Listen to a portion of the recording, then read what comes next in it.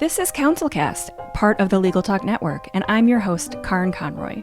When you face a complex case outside your expertise, you bring in a co-counsel for next-level results. When you want to engage, expand, and elevate your firm, you bring in a marketing co-counsel.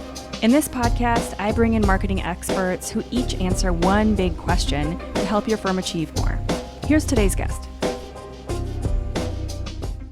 Hi, my name is Allison Nunes, and in addition to my day job at LinkedIn, I am part of our ambassador program that helps our members and customers showcase their skills, experience, and accomplishments by building a great profile and leveraging the power of LinkedIn. Oh, that is so great. I'm excited for this conversation. Allison, this is I feel like LinkedIn is really the premier platform for attorneys and law firms and the legal industry. So this is going to be full of so many great, I know you just provide so much value and tips and suggestions.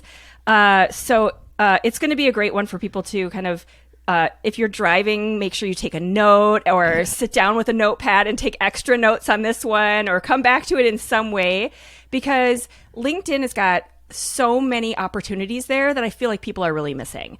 So the big question that we're going to try to answer, that we are going to answer today, is how do lawyers leverage the power of LinkedIn? And I know you talk about this a lot. There's so many little tips and everything. So what's the first tip that you have for people to really get into LinkedIn and sort of figure out, first of all, where the power is and how they can kind of angle that towards themselves? Yeah, I would say the first step in leveraging LinkedIn for anyone is building your personal brand, is having a great profile, and that's where you really need to start. You know, back to LinkedIn's vision. We were talking about opportunity, and our vision and what drives us every day is to create economic opportunity for every member of the global workforce. And opportunity means different things to different people. So you have to decide what it means for you, because what you're trying to get out of LinkedIn may be something different than somebody else. So you could be, I want to get more customers, build my client base, things like that. You could want to build your personal brand or professional voice. Maybe you are looking for that next job, advancement, career pivot. Maybe you're starting a new business, a new firm, something, side hustle even, that you're trying to build a community. So whatever you're in it for, we say at LinkedIn, we're in it together. And LinkedIn is really just that large community to help get you where you want to go. So that makes so much sense, because I've even talked to law students. We had a couple ladies who have a ladies who do law school podcast. And so I'm imagining them getting ready to graduate, and they're in a totally different position and need than someone like me, who I'm not looking for a position. And so like you described, I'm looking for clients, I'm looking for interaction, I'm looking for it to be more like a social network versus that real kind of driven, looking for the connection to get me my next position kind of place to be. Yeah, I mean, like in different stages of your career. As a student, you're looking for jobs. You may handle things differently. As someone building your business or an experienced professional, your activity and your engagement with your network is going to be different on LinkedIn. And you really should be evolving as we go. Just to give some people some metrics just about our ecosystem, so people know really what the power and the data behind LinkedIn. Today, we are 800 million members strong and growing in over 200 countries and territories. 75% of our current membership and 85% of new members are outside of the United States. So such a global 75% of our current membership and 85% of new members outside of the United States. Wow. So I was going to guess the reverse. That was my next question is, is it heavily based in the US? But it sounds like the majority of LinkedIn members are not US based. No, and LinkedIn's available 26 languages, and we are growing at a rate of 4 members per second. So, oh my gosh! So this is how LinkedIn's here to stay, and really want everyone to be comfortable and kind of. I find that people, I try to demystify LinkedIn. People are a little scared of it, or they don't know how to engage, and I just say really what's comfortable for you. But your profile is really where you need to start, and it's a digital portfolio portfolio that represents you and tells your professional story. It's the first impression you're making when someone goes to your profile. If I've applied for a job, if I'm having a meeting with someone, if someone's looking me up because they saw me connected to someone else in their network. So you really want to make your profile something that you're proud of, and really, we talk a lot about authenticity on LinkedIn. I think people in maybe the legal attorney space feel very formal and structured, but we really want you to show a little personality, and I think that may help people. It will humanize you a little bit, So So how do you do that? What's your recommendation for how you make it look more authentic versus some of the bad examples that you can think of, or maybe some of the examples that weren't doing it quite as well, I guess is a nicer way of putting it. And really, starting with your profile. So your photo, we want you to have one. We want you to have one current. We want you to have one that's, it doesn't have to be a super professional headshot, but it needs to be something that's current for you today, how you want to show up to your community. And I say, people, just you, not you and your family, not you and your partner, not you holding a big fish, Right. You at a wedding where you cut out like your buddy and over on the side. And you're not wearing like really professional clothes. You can tell you're like at a wedding. I've had so many people, can you just cut this head out of this picture? We do have some crop features and a few lighting filters that you can use, but really your photo should be up close. I've been even seeing people in sunglasses and masks on their profile. Don't do that. Oh my gosh. Don't do that. That's not going to help people get to know you. I know. Your profile is your first impression. And the next part of your profile is your summary. And this is your about section. I think this is the most important part of your profile. If someone goes to your profile for 10 seconds, this is where their eyes are going to go. This is your elevator pitch. So is this what comes up right under your name? It's your free form area. It's a section below. Okay. It's a section below. What you're talking about is a headline, and we'll talk about that in a minute, because that's a really great area to customize your brand and really control that brand narrative. And this summary is again your about section.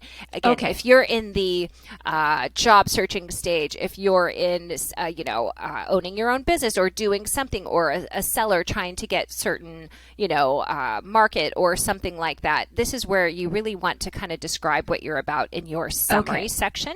So does that kind of describe also what your angle is? Like if you're looking for a job, if you're looking for clients, or you're just looking whatever. Or your expertise. And this is also an area that we say show a little personality. This is where you can show some personal hobbies or some books, things that you like that are outside of your professional mode. If people, we want people to be humorous and funny. Sure. You don't have to be so formal on LinkedIn, Sure. And, what you were talking about is your headline. So we love people. I think it's one of the most underutilized features on your profile. So when you go to your profile, you'll see your picture, your smiling face, your name, and then right below is your headline. And if you don't edit this, it will default to whatever your first job title is in your current experience section. So this is just a way that, you want to edit. We say get a unique headline. So, it could be someone,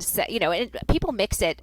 People handle it all different ways. It could be completely personal and funny. It could be a mix of business and, showing something about their personality. Say someone says social advocate, dog mom, and brownie maker, or, something like that, where you can really just talk about maybe something in your professional world, but mix in a little humor and something personal, and people will go, oh, she's approachable, or, something where they get to know you a little bit more. Yeah, and there's something to talk about there too. Then, if you are also a fellow dog mom, now you have a conversation. Exactly. One thing, while we're kind of talking about the photo and the top of your profile, we actually launched something recently called Cover Story, where it's a video that you can record, a 30-second video that kind of is a layer over your picture. And not many people are doing this, but if I was job searching today, or if I had a company, or if I really wanted to get my brand out there and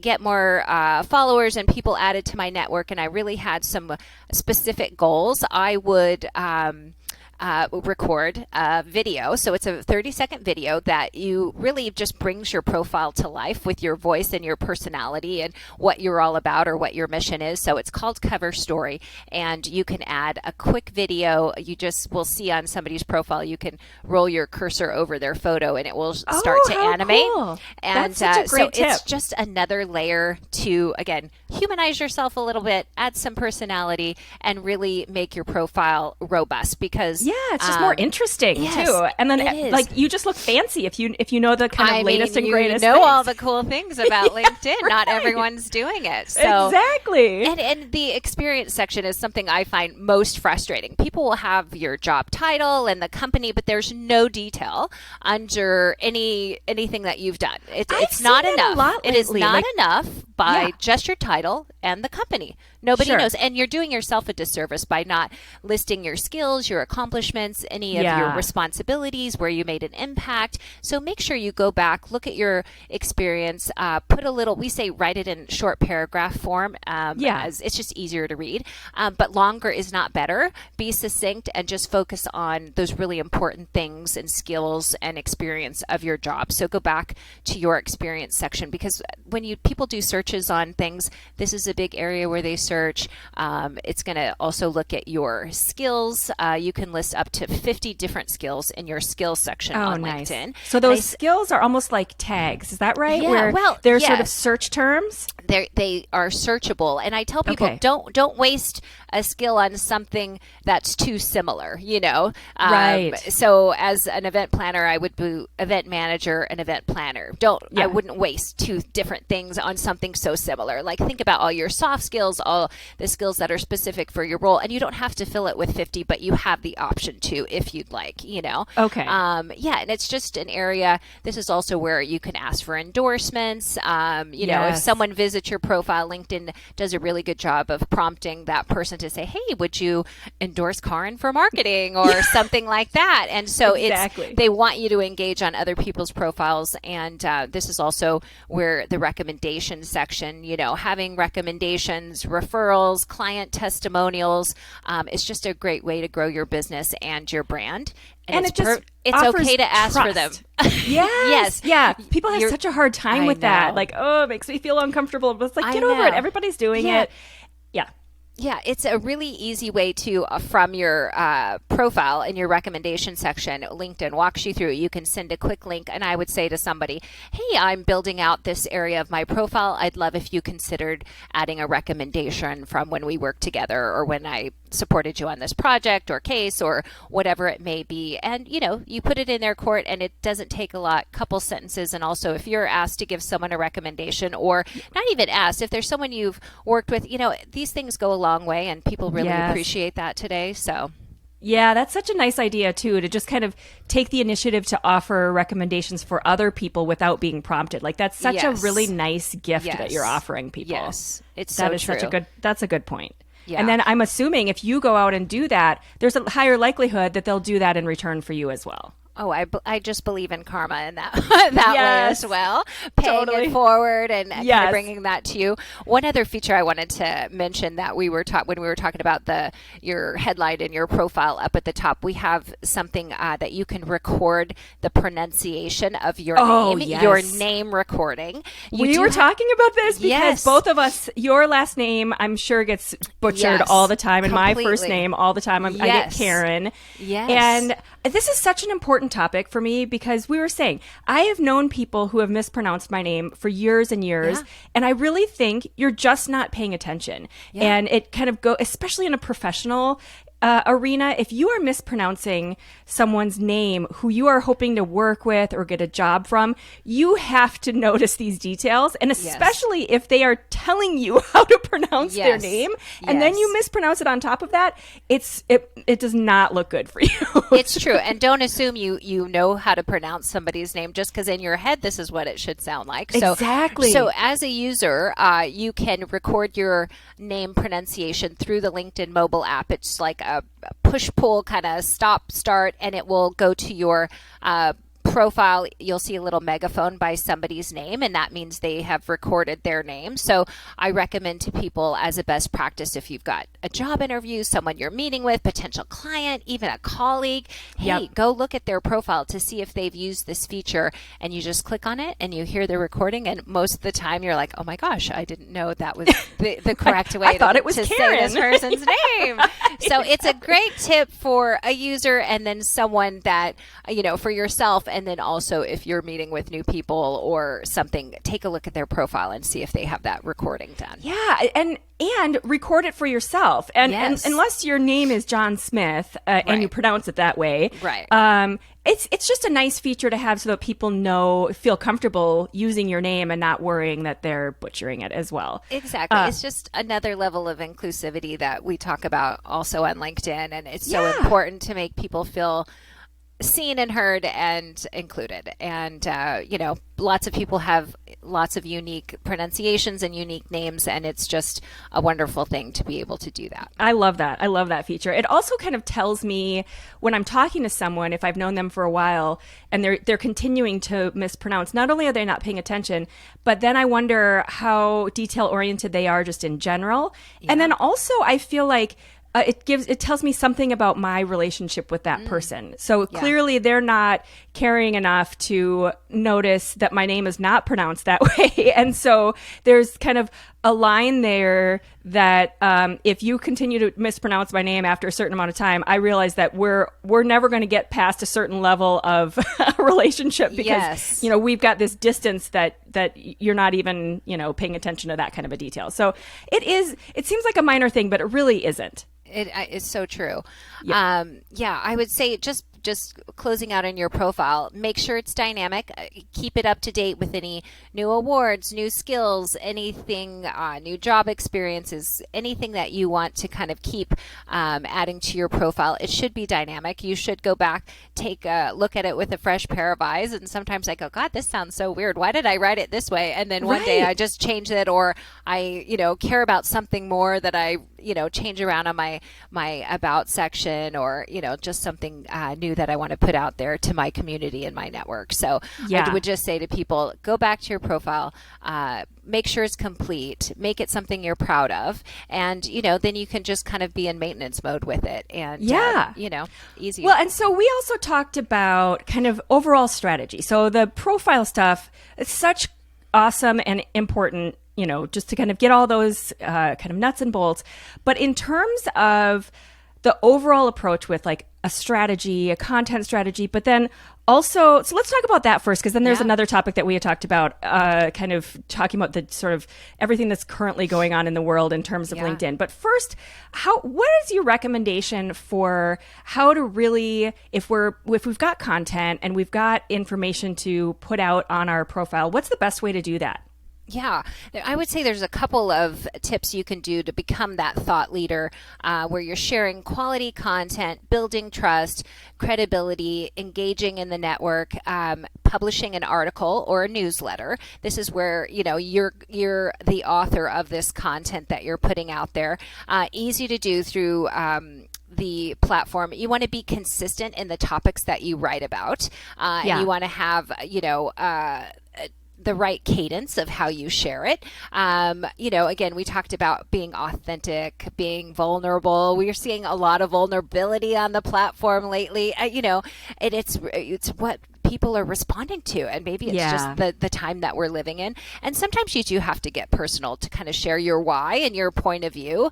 But I also say to people, hey, if you're one of those people that you don't want to cross that personal professional line on LinkedIn, that's totally fine. Some people I think are just getting more comfortable with it, how our work and personal lives overlap so much. But I think there's certain practice areas where I could see that, where you're criminal defense attorneys, things like that, where you want to make sure that there may be an element of safety involved, things like that, where you want to make sure that you're keeping certain things private. And so I could understand that, but what's the difference between putting in the content in a post and then in an article like you were describing? Yeah. So there's kind of two buckets that posts or articles fall in the way you engage on LinkedIn. Like a regular post is you're sharing a picture, you're creating a poll, you're resharing an article from maybe another Forbes.com or something else you're bringing to the platform. Maybe you're resharing content that your company put out there or someone else in your network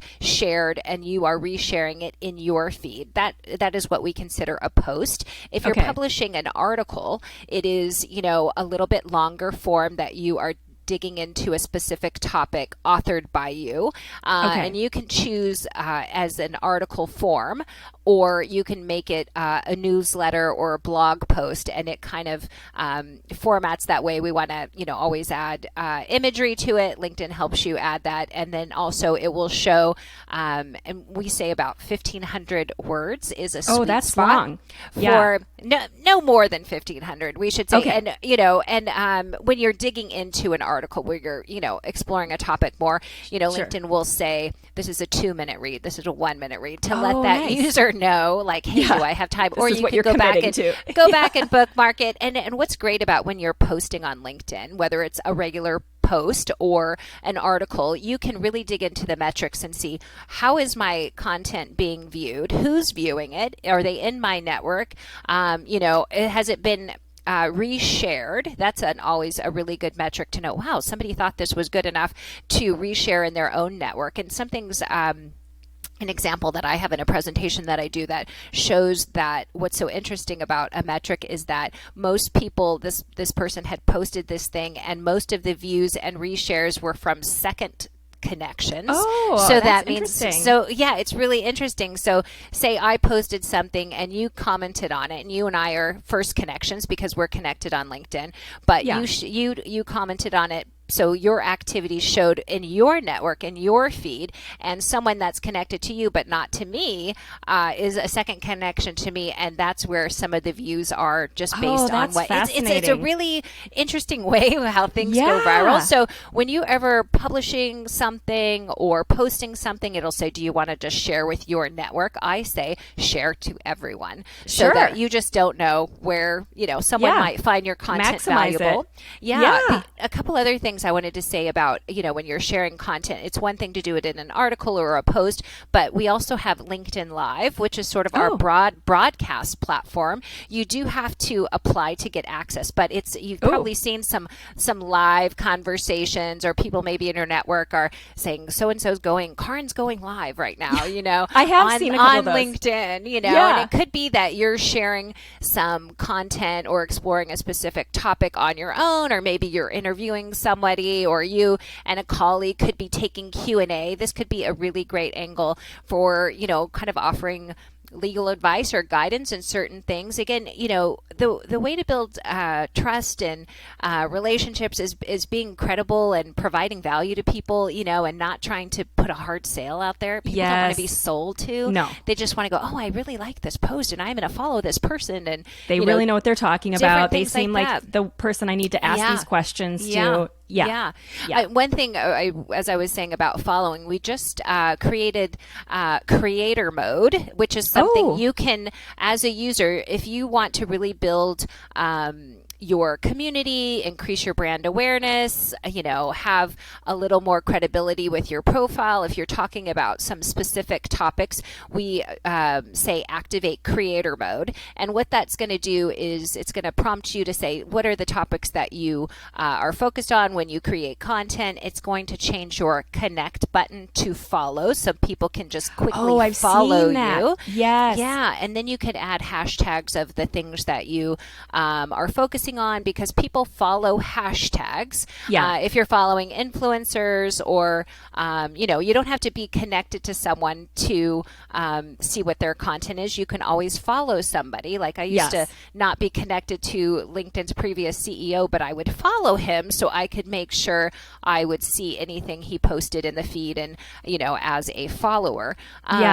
And this just, it creates, your profile kind of becomes a storyboard where it just features your content that you're sharing on the platform a little more prominently in your profile. So there's just a few elements that are different. That's really cool. Yeah, I think I've seen that, and it makes more sense for someone like me who's not necessarily looking for a job, but to make those kind of connections and put the content out there. Yes, putting that content out there for sure. So in terms of creating and kind of that creator mode, that kind of is a nice segue into the other thing that we were talking about is the podcast network. So this is another new thing that I saw just kind of really quickly. It kind of caught my eye, and then I didn't have a chance to dig into it. But so LinkedIn now has a podcast network. Yes, we just launched our LinkedIn podcast network. So we had a few independent podcasts from our news editors at LinkedIn. And now we have, so it's they're also part of the LinkedIn podcast network, but we are featuring other influencers and subject matter experts, any type of conversation on career or business, keeping up with key professional trends, Again, our editorial team, our founder, Reid Hoffman, has his own podcast in the network. Influencers, experts in a variety of segments of business, technology, diversity, inclusion, creativity. There's so many things, and we're just building it out. A whole bunch of different people, not from LinkedIn, but also some with our editorial team at LinkedIn. So it's a mix of things, anything in this space, and you can find them wherever you're listening to podcasts. But we're saying, I saw those. Follow the, find your favorite podcast, connect with the author or the host of the podcast or anybody that's creating that content, and then move the conversation over to LinkedIn, and you can just kind of keep. Great it's sort idea. It's the longevity of these podcasts and sort of the next steps to continue that conversation. Yeah. Okay. And then the last thing that we were talking about that I just wanted to spend a minute on is what you were calling the Great Reshuffle. Yeah. So in the news, they're calling it the Great Resignation. Yeah. So that kind of happened where people, in the pandemic, first of all, people were losing jobs, and then people were like, wait a second, I don't even actually know that I like the job that I'm working at or something. So, we weren't seeing people just resign and not do anything else. So we've rebranded it the Great Reshuffle. And that's just, this is what I've seen too. I have, over the last 2 years, I've had more clients who all of a sudden, especially I would say in the first half of the pandemic, who realized that they've had this idea to start their own firm for years in the back of their mind, and this was their moment.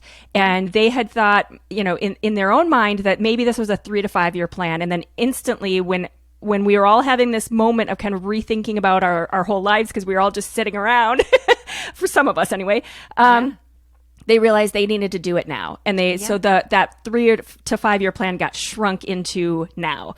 So I've seen this quite a bit. And I think that's so much more of an accurate representation, just from my experience of what I've seen happen too. Yeah, they're rethinking how, where, why they work. And to your point, do I want to work for somebody else? I've always wanted to start this business. Now's the time. Some people were maybe forced in that direction, whether they weren't going to, they didn't have a choice and their job was, redundant or something, and this is their time. Or they're saying, hey, I discovered what's more important to me, spending more time with my family, or having more free time to do different things. So I'm going to totally restructure how I think about work and what I want to do and what I'm passionate about, and people are just moving in that direction, and we're seeing it so much that it's just people creating different opportunities for themselves, completely pivoting careers, Sure. So, and we're seeing too from hiring managers that they're more open than ever to take someone in. Maybe you were like, oh, I've only worked in tech, or I've only worked in travel, or I've only worked in this industry. I am not, I'm not qualified to work anywhere else. And we're like, hey, focus on these transferable skills. That stuff doesn't go away. Every job, there's a learning curve to a new company, and hiring managers, everyone's having such a difficult time finding great talent talent because there's so much opportunity all of a sudden. And then people aren't, in a hurry to do maybe what they've always done, or they're, as you mentioned, starting your own business or something on the side. Well, and that's the thing. I think in the kind of historically, LinkedIn was thought of a lot, just more kind of narrowly in terms of just looking for a job. Yeah. And when you are thinking, if you are starting a new firm, it needs to start at LinkedIn. And, in my experience, that's where the launch starts. We are usually putting together marketing campaigns and a website and all of that stuff. But the announcement of all of those things happens on LinkedIn. And that's where it becomes official. And that is, when the big message happens and they make it official, it's on LinkedIn. So it's not just I'm looking for a new job. It's whatever this thing is that's happening in your career, whether you're starting a new firm or you're offering a new service or you're whatever this is, it's official when it's on LinkedIn.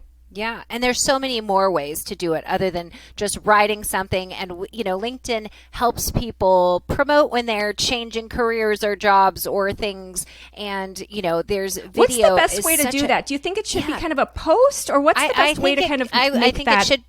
I think it should be multiple things. So I think, you also have to lean on your network. And your network, we didn't really get too much into your network, but I always want people to think of your network as your inner circle. And, quality versus quantity is really the right answer in your network, because whatever you're putting out, your network is there to support you and also share and sort of sing your praises. So there's things that you could do for posts. Again, you want to be providing value and not really selling to people. You could do a short video. Video is such a strong medium, and people, the mistake they make there is just making it too long. 30 seconds or less is all people really have the appetite for. So it's just, but also being consistent and providing some humor, personality, really, engaging with the community out there. We see so many people, like, all the interesting thing are in the comments now. If you're engaging on people's posts or you're providing value also to the people, that are also commenting on posts. So I think there's so many things to do with LinkedIn Live. You could have some live broadcasts. We're also launching a feature, an audio, sort of our Clubhouse version of audio events that's coming soon. Oh, cool. As well. And again, it's really just kind of testing some things out too, seeing what's working, and don't get discouraged. It's consistency as well, and just kind of building trust and growing that community. Oh, yeah. Those are all so interesting. And as you're talking, I'm imagining all of them combined with that cool little video cover story that you were talking about earlier, putting something in there and just trying to hit it from a lot of different angles to make sure that, first of all, it doesn't seem like if you're doing it in different ways, it would be obnoxious. It would just be like, here I'm providing this information. Yeah. And then to be, like you said, be informative and provide value and not be salesy. Yeah, and keep it fresh and change it up, Yeah. And, the one thing I wanted to say too, about hashtags, just quickly, as people, even are hashtagging comments that they're putting in. So, because you want to hashtag your posts or anything that you're putting out there, because people follow hashtags, Yes. and it's one tip that people don't realize. So you could hashtag something. I just did a quick post today. So they say, put the hashtags in that are going to provide the most leverage. So like I did a quick search on hashtag lawyer, hashtag attorney, if it was something like that. Hashtag attorney has 10,000 followers on the hashtag. Hashtag lawyer has 54,000 followers. Oh, that's so interesting. It's just a little bit, you really should dig in and do a little research on how your content and the hashtags that you are using and how many followers they have, just so if your goal is Where do you find that? The kind of followers for the hashtags? Does it pop up as you're putting the hashtags in? I would just search it in the search bar. So you can search and filter people, hashtags, everything. So as you're typing it, you do have to type it as a hashtag. So that pound sign. And then if you clicked on one, it opens it up. It's like a box in your feed, and it'll say hashtag lawyer, 10,000 followers, hashtag this. So it's really, you just kind of search, click on it, and see the hashtags that you're using. You might be using a lot of the same ones in your content that you're putting out there, as you should probably be, because your content should be pretty consistent of certain topics or areas that you're focusing on. So little tips like that really kind of, expand your reach a little bit. Yeah, it makes a big difference. Yeah, absolutely. Just one other thing too, we were talking about people job searching, the great reshuffle, things like that. We have lots of tips for job searchers. Tools, resources. Some people haven't interviewed in years. We have lists of commonly asked questions. You know, you can set alerts for jobs that you're looking for. You can search only for remote jobs, things like that. People are, again, rethinking what kind of work week they want to have. Maybe they just want to be remote. They don't want to commute back in the office. Or maybe they want to try for a 4-day work week and flexible hours or something, maybe with some personal commitments. So lots of things you can do there. LinkedIn also has a learning platform, up-level skills. We say skills are the new currency.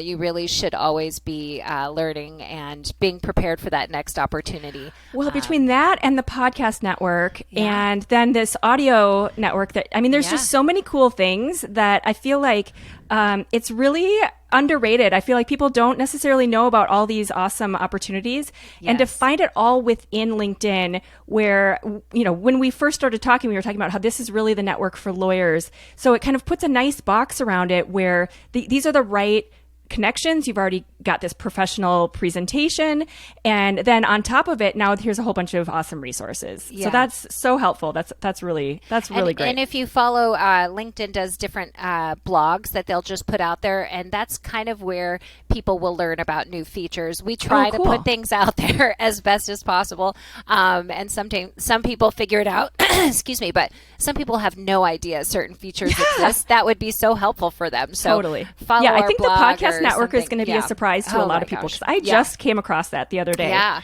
there's some great content and unique and different, not all the same. So yeah, awesome. So Allison, as you know, our audience is full of lawyers that don't have time for a book that's not worth that's not worth it. So what's your recommendation for a book that kind of goes along with all these topics we've been talking about that you really enjoyed? Yeah, one book I'm actually reading right now, and that I listened to the author on a podcast a few months ago. It's called Brag Better, Master the Art of Fearless Self-Promotion. And it's by Meredith Feynman. And she's an entrepreneur and media expert, and really kind of talks about how to strategically self-promote and kind of get over your imposter syndrome. And, you know, we were talking about LinkedIn being a great place for the humble brag. Yes. Don't be afraid to sing your own praises or share something great that, you know, you're working on or that you're proud of. And this again is, you know, it's to your community, to your network, and also to build followers and to really showcase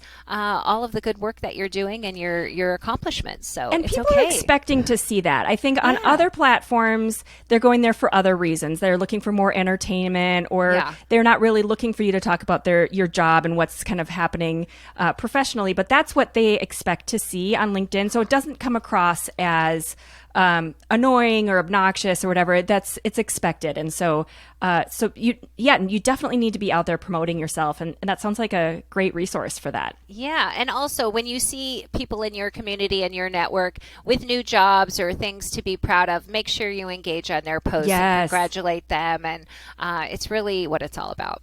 Yeah. All right. So what's one big takeaway that you would like the audience to get from this episode? I would say your profile, first and foremost, make sure it's complete, make sure it's something you're proud of, and keep an eye on it and update it and keep it dynamic. And then just, you know, dabble in posting and putting some content out there if that's something that you're not already doing or comfortable with. I think you'll be surprised, and I don't want you to overthink it. It doesn't have to be some big, profound thing. It's just the life of somebody's feed unless they reshare it. So just kind of be consistent with, you know, your ideas and your expertise, and just see what resonates with people as you kind of dig into some of those metrics once you start posting or publishing an article. That is so great. Yeah. Thank you so much. Allison Nunes, pronounced Nunes, as you would get from her profile, is the Director of Global Events and Event Marketing for LinkedIn. Thank you so much. This was so chock full of great tips and suggestions. And I know the audience is going to get some really good, meaningful, measurable, kind of actionable things that they can do right away in their LinkedIn profile. So thanks again, Allison, for being here. I appreciate it so much. My pleasure. Thank you, Karin.